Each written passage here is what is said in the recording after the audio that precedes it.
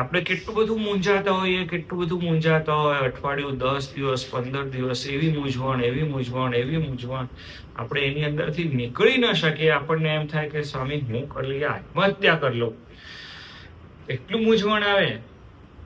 અને જ્યારે તમે આમ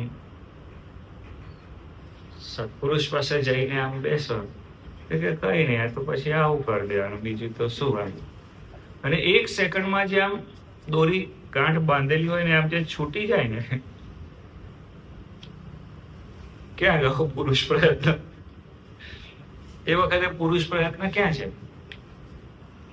હું તમને એવું કહું છું કે આપણે જેને પુરુષાર્થ સમજીએ છીએ એને મહેનત નથી સમજવાની, એને રાજી કરવાનું સાધન સમજવાનું છે. આપણે બધા મંડ્યા છે શાની અંદર? આપણને આદત પડી ગઈ છે પૈસા કમાઈ લેવું, આપણને આદત પડી ગઈ છે ઘર કમાઈ લેવું, કુટુંબ ને સમાજ ને પ્રતિષ્ઠા, આપણને બધી જગ્યાએ દબદબો જોઈએ.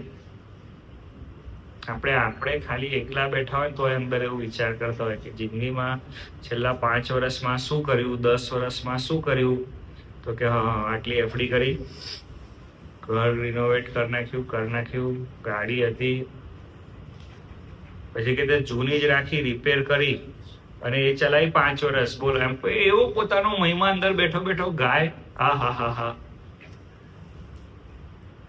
શું કર્યું, શું. અને બધું માણસ જયારે પોતાનો સ્વાધ્યાય કરે ને તો સ્વામીજી એની અંદર એટલું પોઝિટિવ કે પૃથ્વી પર મારા જેવો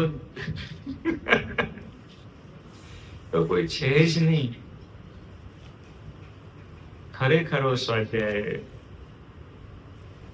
ભગવાન કે સત અસત નો વિવેક હોય, ખબર પડે ને કે શું સાચું છે ને શું ખોટું છે.